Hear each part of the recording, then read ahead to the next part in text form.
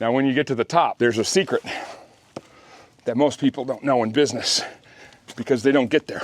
What's up, guys? Random Pro Business Talk. I got a little bit of a different video for you today. I'm gonna show you some of the steps it takes to go from the bottom to the top. We're gonna start down here. You can see I'm not in my office. I'm not behind a desk. I'm outside. Guys, if you don't know, I'm an outdoorsman. This one's gonna be fun. We're gonna start here at the bottom. We're gonna work our way up to the top. Stay with me. When we get to the top, I'm gonna show you what it's like to experience this in business. Let's go. Most of us, we gotta start at the bottom and we gotta work our way to the top. So you start with an idea. My idea today is I'm gonna go climb this hill. I have no idea, well, it's kind of a like mini Rocky Mountain. I have no idea what path I'm gonna take. I have no idea how I'm gonna get there, but I'm gonna get to the top and I'm gonna show you how I'm gonna do it. So in business, your first steps are you have your idea, you know you can do the job, you've got your business license and insurance, and then you go, now what? Your next steps are flat. I'm just a little ways away from the truck. Truck would be my home base where I started. I gotta watch out for snakes too. I don't want to roll my ankle. I'm out here by myself with no cell phone range. When you stand here at the bottom and you look up, it's very overwhelming. Your first steps, after you've got your license, your insurance, all the certifications, whatever you need to start your business, your next steps are to generate business. And this is where it gets tough. I'll show you a little clip here of me talking about my first business when I was 22 years old. It's pretty funny. So I started off 22 years old in the carpet cleaning business. 20 bucks to my name, 20 business cards, spent all my money on equipment and a crappy 1995 Ford Aerostar van, cargo van, and that's what I used to get started. Printed off those 20 business cards, went to a business. I'm like, oh, I know how to do this job, man. I got this. They're gonna hire me on the spot. Go and talk to the Tides Motel. Those of you who don't know, I'm from Seaside, Oregon originally. I get there, the guy's on the phone, he gets off the phone, he goes, hey, how can I help you? And I looked at him and I said, hey, I clean carpets. I just wanted to stop by and introduce myself and drop off a card. So he took the card, slid it back to me, he goes, well, we already have somebody, thanks for stopping in. And me, not having the business or sales background that I have now, I simply took the card, slid it back to him, and my rebuttal was, yeah, but I clean carpets. That's how I handled it. That's not good. He looked at me funny. He took my card, and 6 months later, I ended up landing that account.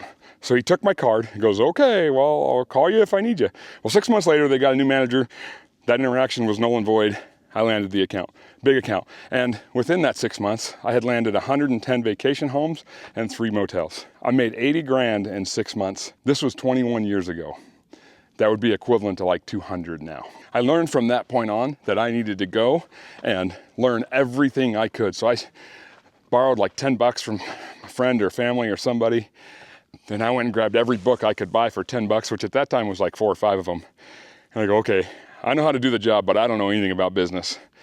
And that's when my journey really started. So I took those books, read them as fast as I possibly could. I had a brand new baby at home. I didn't have a lot of stuff going in my favor. And I read those books as fast as I could and went out the next week and booked my first jobs, and the rest was history. So guys, don't quit.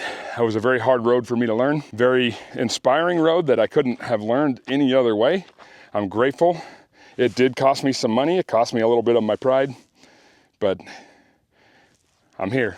I didn't quit. So when you first start out, you're gonna run into some opposition. You're not gonna know everything. The important thing there is to just start. Don't procrastinate, do it. I know so many guys, and one in particular, and I'll never say his name, one of the smartest people I've ever met, but is scared of success. He literally will not start a business.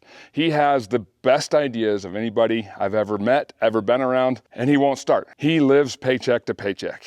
He has the skill set. He has the knowledge. He's afraid of success. Don't be that guy. Start. Now, I'm not saying drop everything, sell your house and get a whole bunch of debt and go into business. Some people have done that and it's worked out. Most of them, it has not worked out and they've lost everything. Take some risk. Don't be afraid of risk, but calculated risk. Start your business on the side if you can and turn it into a full-time thing. Now, when you start your business, it feels heavy. It feels slow. You feel like you're not gaining any traction, and that's normal, and that's okay. There is definitely a lot of ways to move forward in business and to really gain some traction. So let's take some steps. All right, we're not very high, but we've made some traction. All right, when you're at the bottom, it feels like you're not going anywhere because you wear every freaking hat there is. You're the CEO, you're the accountant, you're the guy that hires and fires. You're the guy that gets the clients. You're the guy that has to talk to every customer. You wear every freaking hat. And this is why it feels heavy, and this is why you're not gaining traction. And that's how everyone starts out. If you're lucky enough to start out with some running capital and employees, you are one of the few, and it's pretty awesome. But there's ways to do it without. By the way, I had leg day today at the gym. I picked the wrong day to film this. Let's keep going. I really hope you guys enjoyed this type of video. This has been fun for me. I love getting outdoors. It's middle of December and it's freaking 70 degrees outside. I come from the coast in Oregon where it's raining sideways right now. This is fantastic. All right, we're not to the top yet. We got to get up there. We're no longer at the bottom.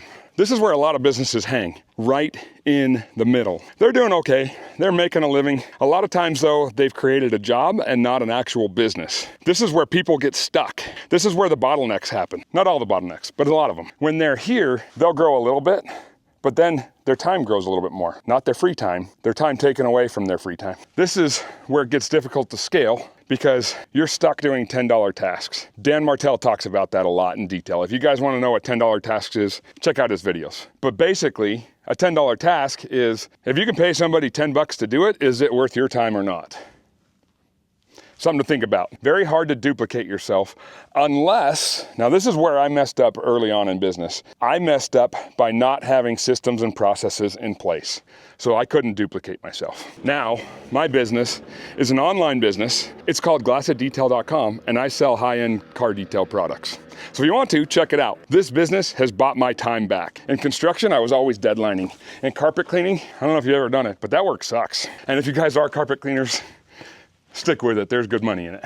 Or plan your escape. Okay, so sometimes in business you need to pause. Stop and smell the flowers, so to speak. Of course, as you can see, there's no flowers. And sometimes that's how it feels, right? Here, I need to stop and plan my route. I've gotten over one bottleneck, I'm on the next. I still want to get up to the top, up here. I'm gonna get there, but I'm gonna pause for a minute. And sometimes in business, you need to do that. And here's why. When you pause, it allows you to step back from your business and make better decisions. And when you make better decisions, ultimately that goes into your bottom line.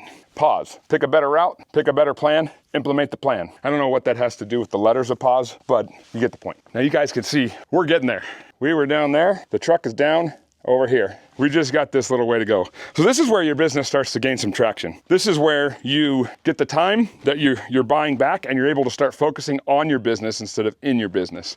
There's a good book called E-Myth, and E-Myth talks about that exact topic. When you get to focus on your business, now you get to grow your business. I recently just did an interview with a guy named Calvin Bagley. This guy has an incredible story. He came from nothing. Sorry, climbing while I'm talking. He came from an abusive, poor home and came from nothing. And this guy owns 7 businesses now and is extremely successful. And he's one of those guys that everybody would love to work for. He wrote a book called Hiding from the School Bus. I'll leave a link in the description down below. And this book talks about how he was raised. He was taught that school was bad and he needed to hide from the school bus. He did not know how to read and write for a very long time and now has college degrees and is very successful. So anyone can do it. The trick there is don't quit. This is probably the more difficult part of our trail. Check this out. We're here, we're parked down there and over, and we need to get up to the top. Sometimes in business, it's a rocky road, and sometimes those risks are worth taking because once you get up to the top, I'm gonna show you what it's all about. Now, when you're marketing in business, you first start out, you don't know where to start. Alex Hormozi, if you're familiar with him on YouTube, he teaches make 100 emails or phone calls a day and then repeat. And then repeat. Book a client, give them the best service you possibly can, and then repeat. Over and over and over until your clients start coming to you. 100 a day. If you can't do 100, do 10, do 20. Make progress, make steps. It's very easy to get emails. Go talk to people in person, introduce yourself, get their business cards. There's a guy, I wish I knew his name. He would take pictures of exotic cars and then wait for the owners to come out and he would ask them for their email. And when he got their email, they would ask, hey, what's this for? I want to send you a free picture of these cars. This is what I do. When he was asked why he's doing that, he simply replied, I have contacts to millionaires in my email. Most people don't. He ended up booking a job with one of those guys that now pays him well over 6 figures a year. You never know where things can go and where they'll lead. 100 leads a day. You don't stop. You don't slow down. You don't wait for permission. Most people stop because they think obstacles means failure. Obstacles are just that. They're an obstacle. How do you get around them? How do you get over them? How do you go through them? Keep that in mind. Don't stop. Keep going. Be persistent. Pick another path. Grow some wings and fly. Now, you have to make adjustments on the fly. Sometimes that's not easy. So an example of Calvin, the guy that I interviewed, during COVID, he realized that people didn't want to meet in person anymore. So now he gained business by the internet. He was able to adapt and adapt quickly and has since grown his business quite a bit more in these last 5 years. So adapt on the fly, make it happen. Don't wait on a decision that could save your business or make you a lot of money. Now, when you get to the top, there's a secret that most people don't know in business because they don't get there.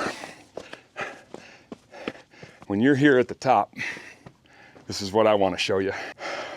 Look around. Look how far you've come. A lot of people think when you hit the top, that's where it stops. That's where you keep building, keep pushing. The difference is you've put your systems in place, you've put your people in place, and you bought back your time. And that's the secret to business. The secret of business is not to make a ton of money. It does help, but the secret of business is to buy back your time. And that's the most important thing. I'm not at the tallest point of these rocks. Those rocks are way taller. So don't quit. Push, push, push. And then push some more. Treat people with respect. Treat them with kindness. Treat them with love.